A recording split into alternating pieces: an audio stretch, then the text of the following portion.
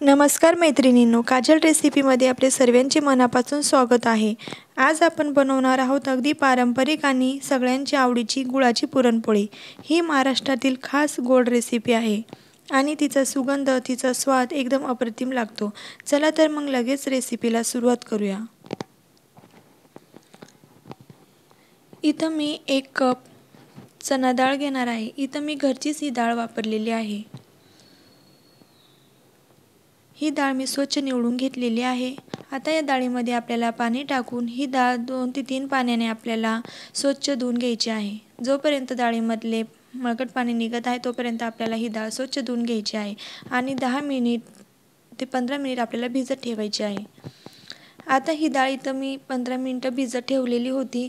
आता ही एका कुकरमध्ये आपल्याला ही काढून घ्यायची आहे। इथं 1 कप चना डाळीसाठी 3 कप पाणी आपल्याला घ्यायचे आहे।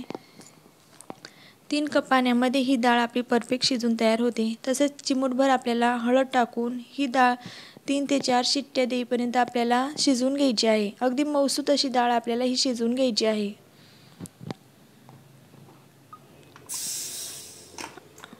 इथं आपण बघू शकता आपली डाळ ही शिजलेली आहे।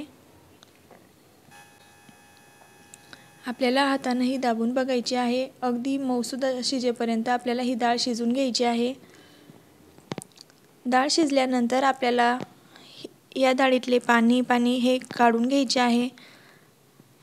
एका चाळणीमध्ये ही डाळ आपल्याला काढून घ्यायची आहे आणि त्याच्यातले सर्व पाणी आपल्याला निथळून घ्यायचे आहे। आपण बघू शकता हे पाणी आपण कटाची आमटी करण्यासाठी वापरणार आहोत। त्यासाठी हे पाणी आपल्याला बाजूला ठेवून घ्यायचे आहे। पुढच्या व्हिडिओमध्ये मी तुम्हाला कटाची आमटी कशी बनवायची याची रेसिपी दाखवणार आहे।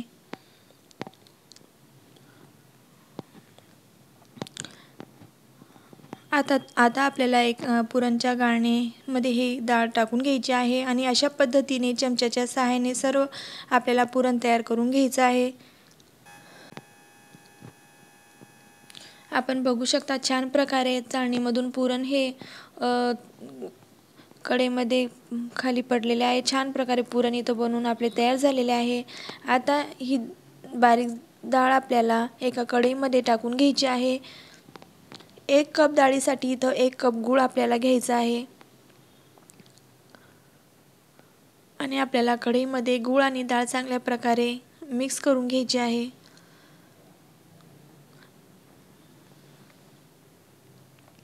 इथं मी 2 चमचा साखरमध्ये 4 ते 5 वेलदोडे हे बारीक करून घेतलेले आहे। ते सुद्धा आपल्याला पुरणामध्ये टाकून घ्यायचे आहे।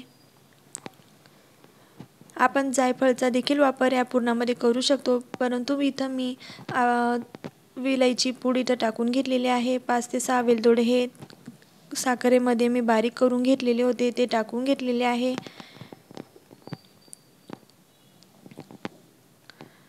अशा पद्धतीनं आपला पुरण तयार झाला आहे की नाही बघण्यासाठी त्यामध्ये आपल्याला चमचा टाकून बघायचा आहे। छान प्रकारे आपला पुरण बनवून तयार झालेला आहे। आता आपल्याला गव्हाचे पीठ देखील मळून घ्यायचे आहे। त्यासाठी इथं मी पीठ चाळून घेतलेले आहे। त्यामध्ये चवीनुसार मीठ टाकून घ्यायचे आहे। तसेच 1 मुरकला तेल टाकून घ्यायचे आहे आणि चिमूटभर हळद टाकून सॉफ्ट असा गोळा भिजवून घ्यायचा आहे। थोडे थोडे पाणी टाकून आपल्याला हे पीठ भिजवून घ्यायचे आहे।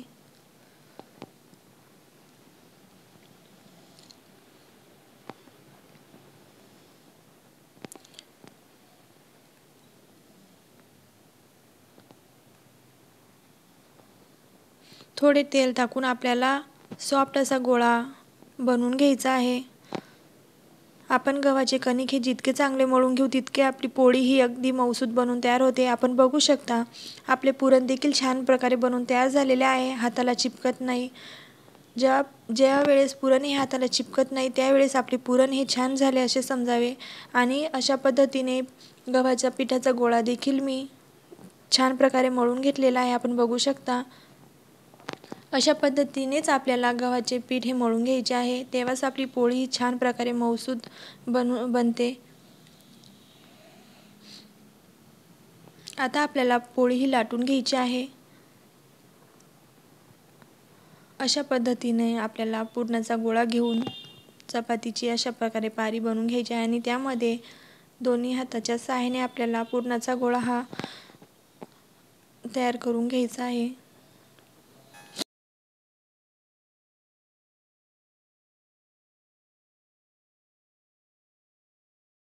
आता आपल्याला थोडे थोडे पीठ लावून ही पोळी लाटून घ्यायची आहे. पुरणाच्या पोळीमध्ये आपल्याला पिठाचा वापर हा जास्त नाही करायचा आहे.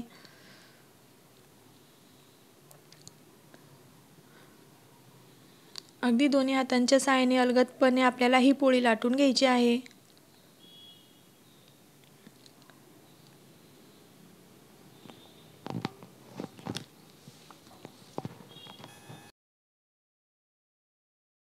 अशा पद्धतीने पोळी इथं मी लाटून घेतलेली आहे. ही पोळी आपल्याला आता तव्यावर टाकून घ्यायची आहे आणि चांगल्या प्रकारे खरपूस अशी भाजून घ्यायची आहे. अशा पद्धतीने तूप देखील आपल्याला पोळीवर टाकून घ्यायचे आहे. तर अशी छान गोडसर तुपाच्या वासाने भरलेली गुळाची पुरणपोळी तयार झाली आहे. ही गरमागरम पोळी तुपासोबत, खीरसोबत तसेच कटाच्या आमटीसोबत खायला एकदम मस्त लागते.